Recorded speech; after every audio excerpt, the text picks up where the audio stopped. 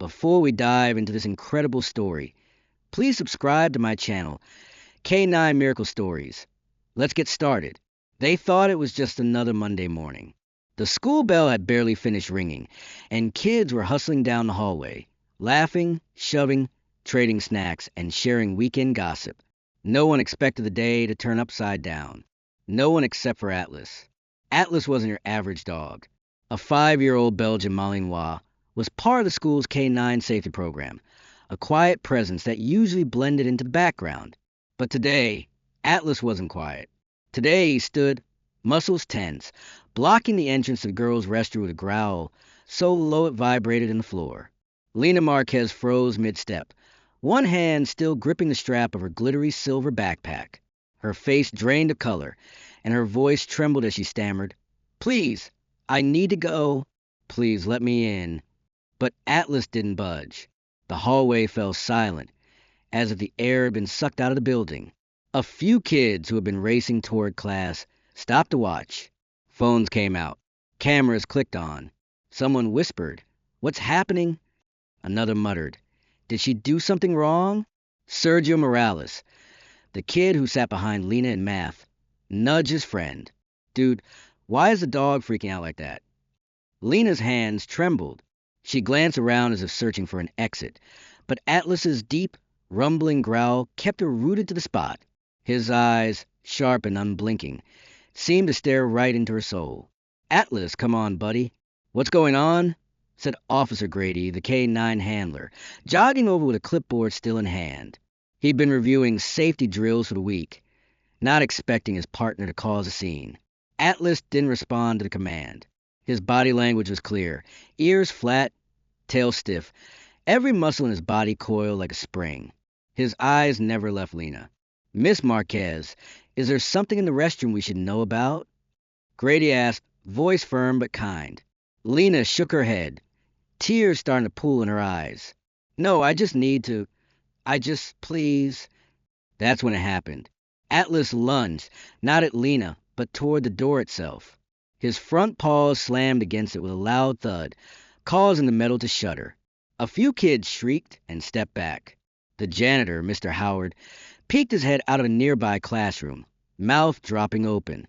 "Atlas, down," Grady ordered, but the dog wouldn't stop. Lena's face crumpled, and she started to cry, not just quiet tears, but full-on sobs, clutching her backpack like it was the only thing keeping her upright. That's when a voice crackled over the school's intercom. "Attention all staff. We are temporarily locking down the building due to a security concern. Please remain in your classrooms until further notice." The word sent a ripple of fear through the hallway. What had started as curiosity had now turned into anxiety. Whispers rose like waves. "Is there a bomb? Is it a prank? Did she bring something in her bag?" Atlas's behavior wasn't just a fluke. Something was seriously wrong. And if you're enjoying this story, don't forget to subscribe to K9 Miracle Stories on YouTube for more true stories of animal heroes making a difference. Back in the hallway, Grady knelt beside Atlas, trying to calm him down, but the dog's focus was laser sharp. His snout pointed at the restroom door, nostrils flaring, as if he could smell something no human could detect. Grady's heart began to race. He had been on the force for 15 years, trained in emergency response, and he'd seen Atlas in action, chasing down suspects, finding missing kids. But this felt different. It wasn't aggression. It was pure instinct. "Lena," Grady said gently, "I need you to step back right now." But Lena clutched her bag tighter. "It's not what you think," she whispered, voice barely audible. "Then tell me what it is." She opened her mouth to speak, but nothing came out, just a strangled sob. Sergio, standing nearby, frowned. "Dude, is she hiding something?" Before anyone could say another word, Atlas started barking. Loud, sharp, insistent. The kind of bark that made your skin crawl. The kind that said, "Danger." Grady's instincts kicked in. He grabbed his radio, voice urgent. "This is Officer Grady. We need additional support outside the girls' restroom. Possible threat. I repeat, possible threat." Within minutes, more staff appeared. Principal Keller, wearing her usual pencil skirt and blazer, pushed through the gathering crowd. "What's going on here?" she demanded, her voice cutting through the noise like a blade. "Ma'am, we need to keep this area clear," Grady said, his tone firm. "Please get the students back to class." But Principal Keller barely got the chance because that's when Atlas did something no one expected. He nudged Lena's backpack with his nose and then growled again, deep and low. The whole hallway froze. "Lena, what's in the bag?" Grady asked, voice tight. Lena shook her head violently, tears streaking down her face. "It's not mine. I didn't put it there." The weight of the moment hung heavily. Whispers grew louder. Someone recorded the scene on their phone. A teacher, Mrs. Callahan, ushered kids back toward their classrooms, but not before a few wide-eyed students snuck glances at Lena, whispering her name like it was some kind of curse. Grady reached for the backpack cautiously, watching Atlas for a sign. The dog's ears twitched. His eyes locked onto the bag, like it was a bomb ticking down. Grady's fingers brushed the zipper. That's when Atlas let out a single sharp bark, one that echoed down the hall and into every classroom. And at that moment, nobody in that school could have imagined the secret about to be uncovered. The hallway was buzzing with whispers, but Grady's focus never left the backpack. His hand hovered above the zipper, heart hammering against his ribs. The tension in the air was so thick you could practically taste it.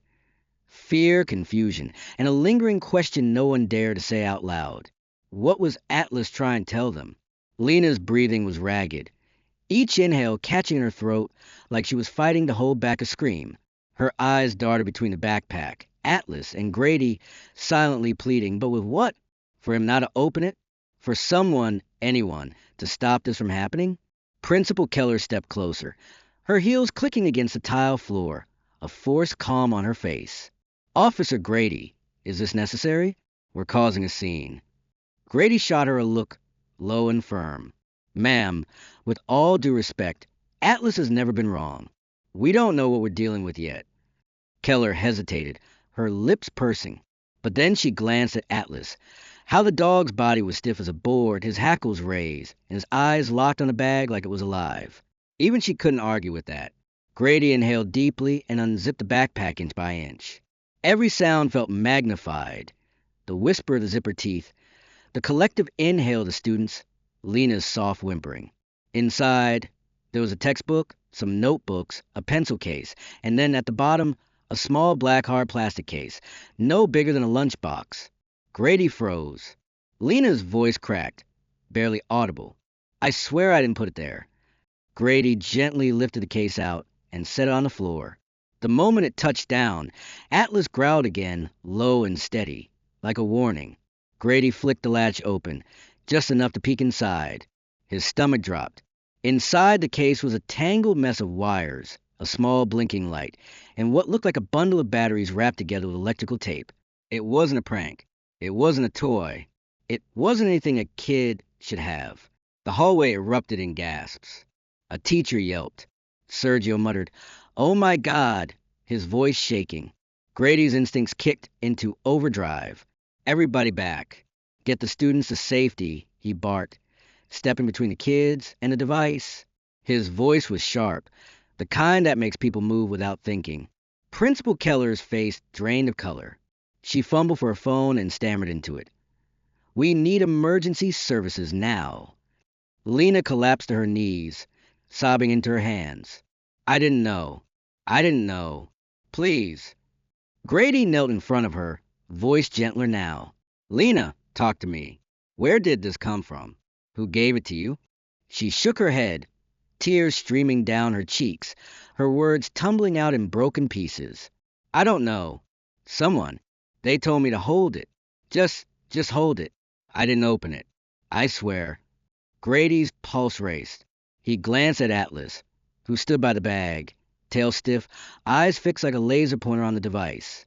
His ears twitched with every tiny noise, but he didn't bark again, just watched. Students were being ushered away, but not before a few snapped photos or whisper among themselves, spreading rumors like wildfire. Is it a bomb? Did Lena bring it on purpose? She's always been kind of weird. Grady hated how fast the story was spiraling out of control. 2 minutes later, the sound of sirens filled the air. First responders burst through the school's front doors. Bomb squad, paramedics, police officers in full gear. They swept through the hall like a well-oiled machine. Everyone, clear the area, a bomb squad officer shouted. Grady raised his hands and stepped back, nodding at Atlas to heal. The dog hesitated for a split second, still watching the device, before finally retreating to Grady's side. They all watched as the bomb tech examined the case. It felt like hours, but it was only a few tense minutes before one of them called out, "It's not live. No active explosives. But there's a triggering mechanism. It's a dummy meant to scare, not to detonate." The crowd exhaled all at once, relief mixed with confusion, like a balloon had deflated, but the air was still heavy. Grady's shoulders slumped. He turned to Lena, who was now huddled in the corner, arms wrapped around her knees, rocking back and forth. "Lena, we need to know who gave this to you," Grady pressed. His tone was firm but compassionate, the kind that told her she wasn't in trouble, at least not yet. She looked up, her voice trembling. It was Senora Vega. The words hung in the air like a slap. Grady blinked. "Your Spanish teacher?" Lena nodded quickly, wiping her nose with the sleeve of her sweatshirt. She pulled me aside this morning. Said she forgot something in the restroom and asked me to hold it until after class. She said it was important and that I shouldn't open it. Grady felt a chill snake down his spine. He exchanged a sharp glance with Principal Keller, whose face had gone pale. Senora Vega had been teaching at the school for years, kind, well-respected. This didn't make sense. Or did it? Atlas let out a single quiet huff, his eyes narrowing. Grady had learned to trust that look. It was the same one Atlas had when he found the missing kid last fall. The same look when he sniffed out the stolen jewelry from the janitor's closet. "Where's Senora Vega now?" Grady asked, scanning the hall. Keller's voice was tight. She left campus about 15 minutes ago. Said she had an appointment." Grady's heart sank. Atlas's ears pricked up, his nose twitched. And in that moment, Grady knew this wasn't over. Grady's pulse was racing, a steady thrum in his ears that wouldn't let up. He glanced at Atlas, who had shifted back into a ready stance, muscles tight, eyes sharp. They were both trained for moments like this, moments when the unexpected crashed into the everyday and left no room for hesitation. Principal Keller hovered nearby, a tight line between her brows. "Officer Grady, should we lock the school down?" Grady cut in, voice firm. "Full lockdown. Nobody leaves until we find Senora Vega." Keller nodded, fumbling with her radio as she barked orders over the intercom. "This is Principal Keller. Effective immediately, we are on a full lockdown. All staff and students remain in your classrooms. Doors locked, lights off. Stay quiet until further notice." Grady's focus snapped back to Lena, who was now trembling in a corner, surrounded by two counselors. Her sweatshirt sleeves were damp from wiping her face, and her eyes were red-rimmed, but she looked like she was trying to hold herself together. Grady crouched down beside her. "Lena, listen to me. Did Senora Vega say where she was going? Anything at all?" Lena sniffled, shaking her head, then hesitated. She said something about an errand, like she had to pick something up before lunch." Grady nodded, filing that away. He stood, scanning the hallway, eyes landing on the exit at the far end. The door's small window showed the parking lot beyond, where rows of cars shimmered under the late morning sun. "Atlas with me." The dog's ears flicked forward, and he moved at Grady's side like a shadow. They pushed through the exit, the heavy door clanging shut behind them. Outside, the world felt jarringly normal. A breeze stirred the flags out front, and a few birds chirped from the trees lining the sidewalk. Grady's eyes swept the lot. Rows of cars, some teachers' vehicles, a couple of maintenance vans. Then his gaze landed on a dark blue sedan with the driver's side door slightly ajar. Atlas stiffened. Grady approached slowly, hand resting on the grip of his service weapon just in case. Atlas's nose twitched furiously, and he let out a low, warning growl as they got closer. Grady called out, "Senora Vega." His voice rang across the lot, but there was no response. He reached the car, peered inside, and froze. On the passenger seat sat a stack of papers, a half-empty coffee cup, and a small black duffel bag unzipped, with a corner of what looked like duct tape and wires sticking out. Grady's breath hitched. Atlas back, he commanded, his voice tight. The dog obeyed, stepping back, but keeping his eyes fixed on the car like a laser. Grady radioed in. "This is Grady. We got a suspicious vehicle in the staff lot. Possible device inside. Bomb squad requested immediately." The dispatcher crackled back with a confirmation. Atlas's head snapped up, ears perked, nostrils flaring. He let out a single sharp bark and took off, sprinting across the lot toward the chain-link fence at the far end. "Atlas!" Grady shouted, but the dog didn't stop. Grady chased after him, heart hammering. Atlas raced toward a figure in the distance, someone moving quickly along the sidewalk that ran behind the school. Grady squinted, the sun blinding, but he could make out the figure's shape. Slim, dark hair in a loose bun, long cardigan flapping in the breeze. It was Senora Vega. Grady's training kicked in. "Stop! Police!" he shouted, but she didn't turn around. If anything, she started moving faster, glancing over her shoulder, panic etched across her face. Atlas barked again, sharp and loud, closing the distance between them with each stride. Grady followed, adrenaline surging as he realized this wasn't just about a suspicious bag or a scared student anymore. This was bigger. Senora Vega ducked into a side alley behind a maintenance shed, disappearing from view. Grady skidded around the corner, boots crunching on gravel, and found Atlas standing at the edge of the alley, barking furiously at a locked metal door. Grady slowed, catching his breath. The door was marked "Authorized Personnel Only." "Vega, it's over!" he shouted, voice echoing off the brick walls. "Come out now." No response. Atlas's growl deepened, low and threatening. Grady could see the dog's body vibrating with tension, as if every muscle was coiled and ready to spring. Grady approached cautiously, hand on his radio. "This is Grady. I've got Vega cornered behind the maintenance shed. She's inside the locked utility room, requesting backup." The dispatcher acknowledged, but Grady knew he couldn't wait. He had no idea what Vega had in there or what her plan was. He knocked hard. "Vega, open the door or we can work this out." For a beat, there was silence. Then faintly, the sound of something shuffling, like a bag being moved. Grady's gut twisted. Atlas let out another sharp bark, pawing at the door. Grady reached for the handle. Locked, of course. He considered his options. Wait for backup or act now. Before he could decide, a voice, shaky and desperate, called out from the other side of the door. It wasn't supposed to go this far. Vega's voice cracked.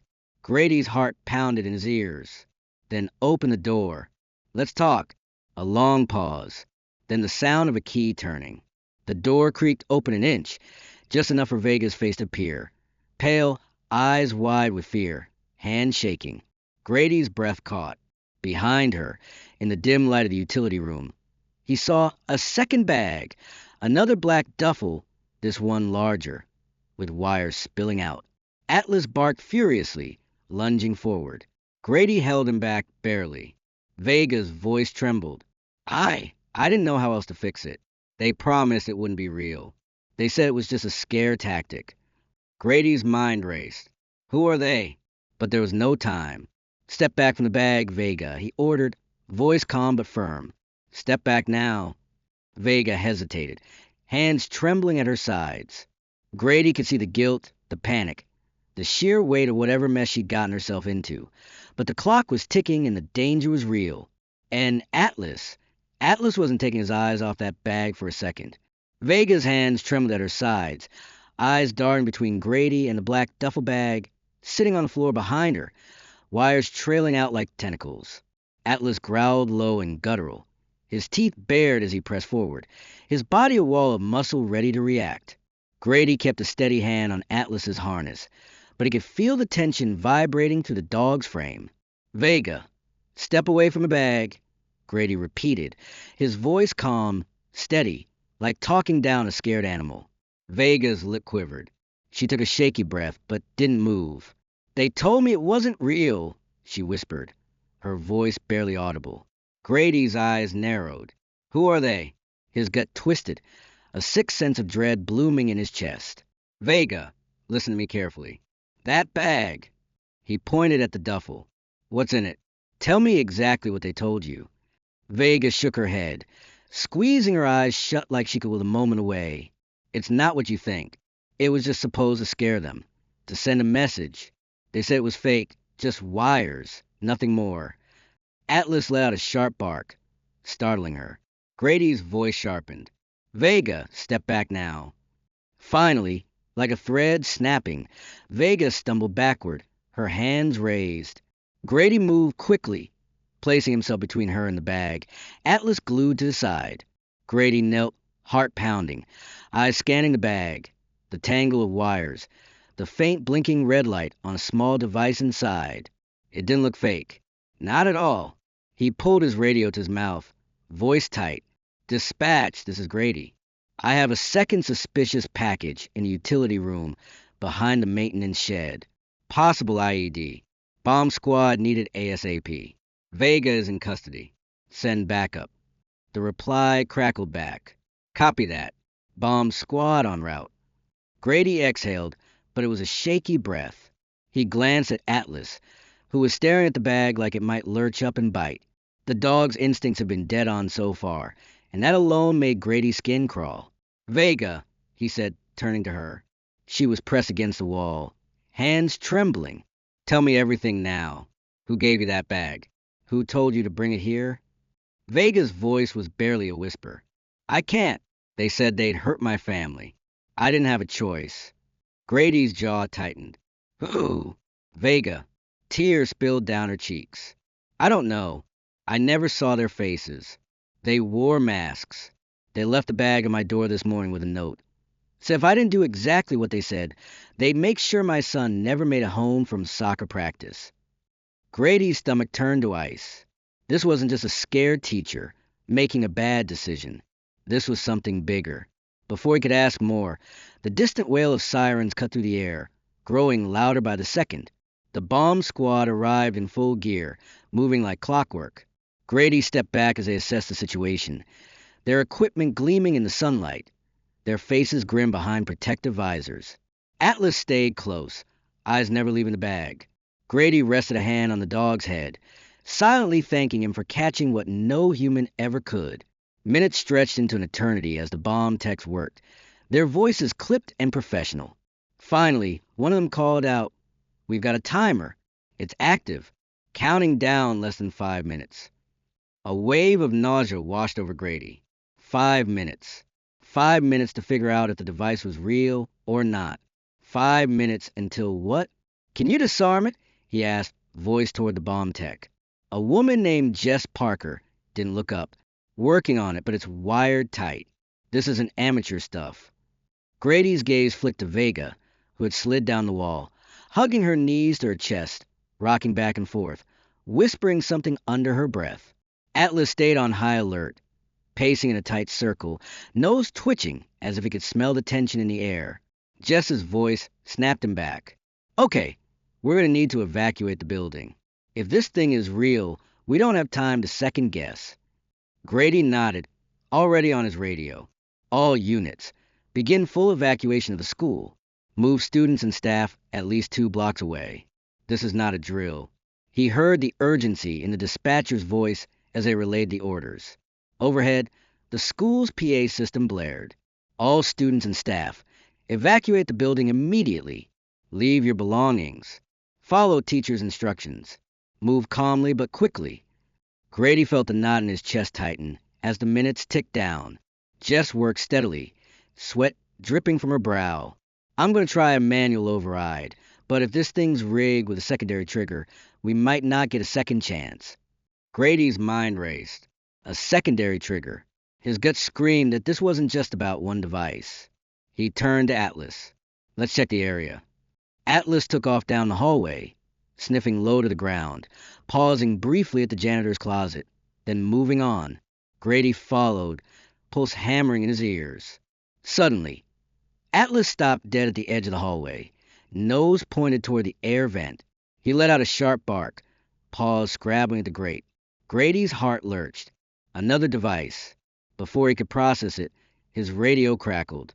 Jess's voice, tight and urgent. "Grady, we're cutting the wire. Stand by." He felt the world slow down. 1 second, two, then nothing. No explosion, no shockwave, just quiet. Jess's voice came back, breathless. "We're good. It's neutralized for now." Grady exhaled, but the tightness in his chest didn't fade. Atlas was still barking at the vent, his body rigid. Grady exchanged a glance with Jess, whose face was pale beneath her helmet. "This isn't over," Grady muttered, mostly to himself. And in that moment, he knew whatever this was, it ran deep in a single bag, a single teacher, a single school day. Atlas knew it, too, and they were going to find out before it was too late. The school grounds were a chaotic swirl of noise, sirens wailing, students crying, teachers trying to herd kids like panicked sheep. Parents had started arriving, pulling up in minivans and SUVs, shouting for their children, voices tight with fear. Grady stood at the edge of the parking lot, watching as the evacuation unfolded. His radio buzzed constantly, updates from officers, chatter from dispatch, overlapping voices from the bomb squad. But all he could focus on was Atlas, who was still pacing in front of that air vent like his paws were on fire. Atlas wasn't wrong. Grady crouched down next to the vent, pressing his ear close. Faintly, barely audible over the chaos outside, he heard something, a low mechanical whir. Grady's stomach turned. He grabbed his radio. "Jess, it's Grady.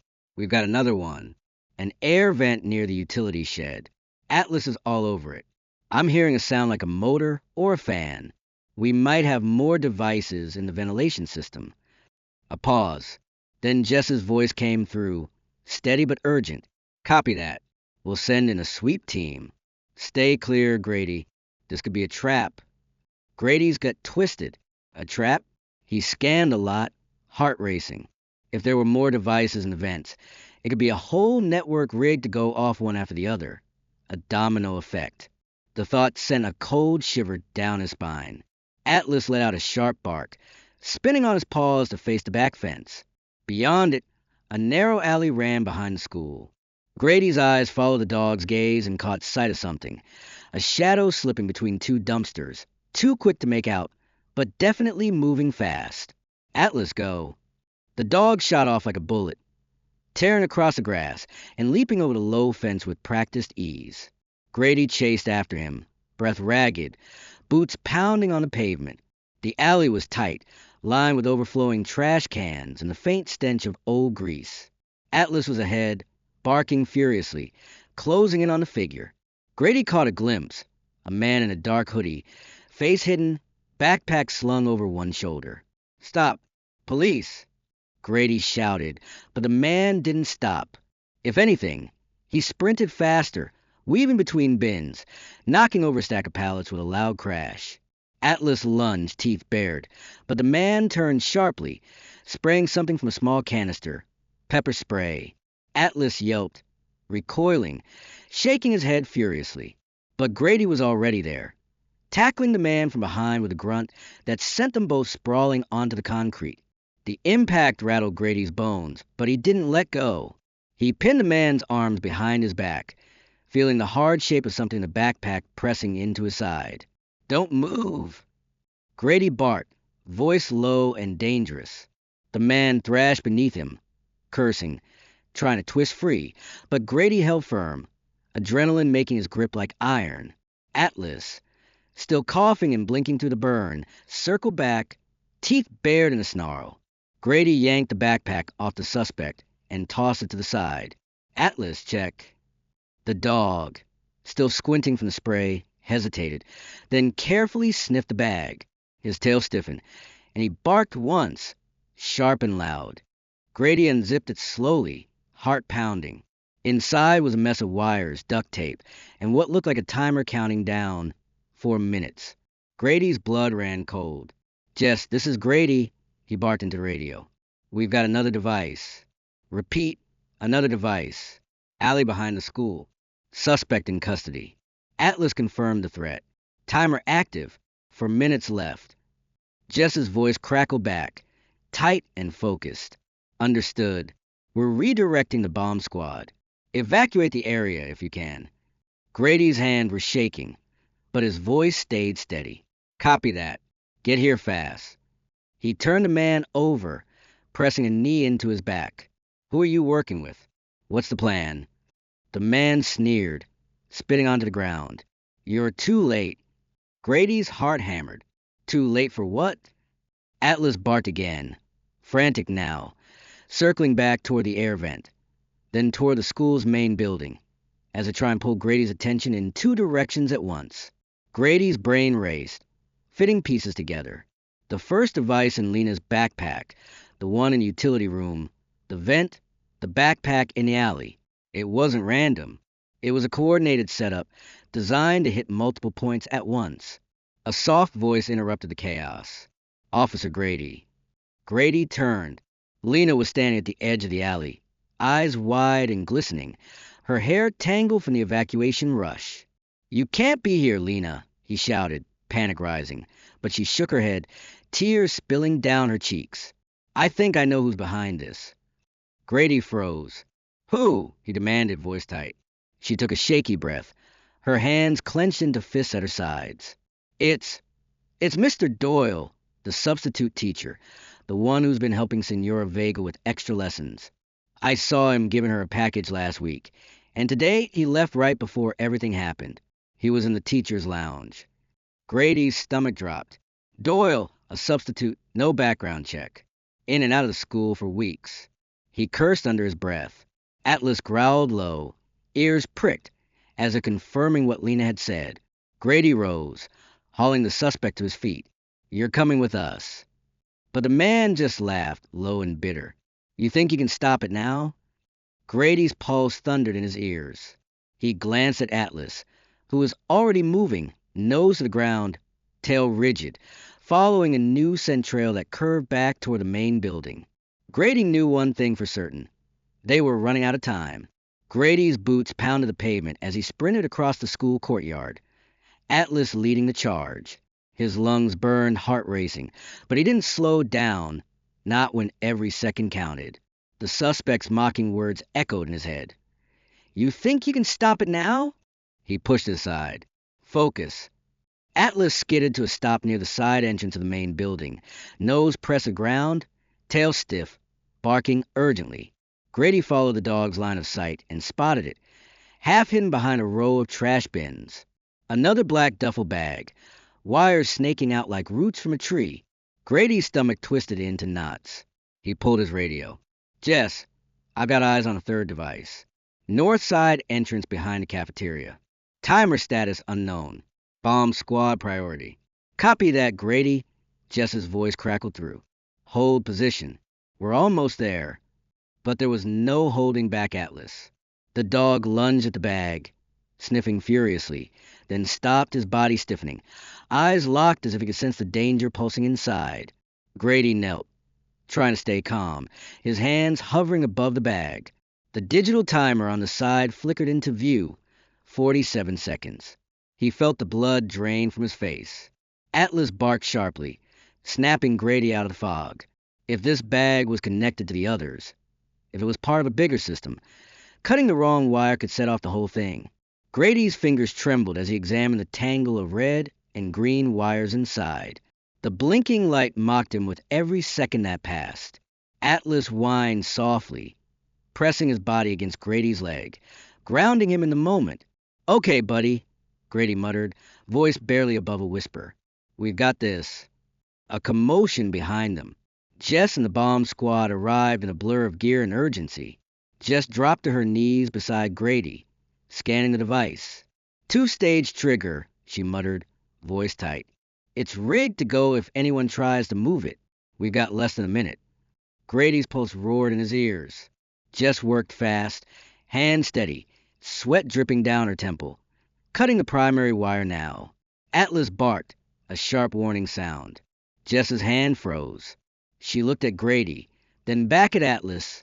Grady's gut clenched. The dog had been right every time. Jess exhaled. Secondary wire. That's the real one. She shifted her hand, took a deep breath, and with a single precise snip, severed the thin green wire. The timer stopped at 12 seconds. The world seemed to hold its breath. Grady let out a shaky laugh, relief crashing over him like a wave. He looked down at Atlas, who was panting softly, eyes still sharp but tail wagging ever so slightly. Grady ruffled the dog's fur, gratitude flooding him. "You did it, Atlas," he whispered. "You saved them all." Jess let out a long breath, her hands trembling now that the crisis had passed. Grady turned to Lena, who had been standing nearby with the teacher, watching the whole thing unfold with wide, tear-filled eyes. He approached her gently. "Lena, you were brave today," he said, voice warm. "What you told us saved lives." She nodded, wiping her eyes. Atlas trotted over, nuzzling her hand as if to say, "You're safe now." Later, as officers secured the scene, news trucks arrived, their cameras capturing the aftermath. Grady stood quietly, watching parents hugging their kids, teachers wiping tears, students clinging to one another in shock and relief. Senora Vega sat in the back of a patrol car, head down, handcuffed. The substitute teacher, Mr. Doyle, was found hours later in a motel room on the outskirts of town, arrested without a fight. He refused to talk, but it was clear they had been working together. A plot to create fear, maybe for money, maybe for revenge. The motive didn't matter as much as the lives that had been saved. Atlas, as always, had been the difference. The school held an assembly the next week, honoring Grady and Atlas. The students clapped, some holding handmade signs that read, "Thank you, Atlas, our hero."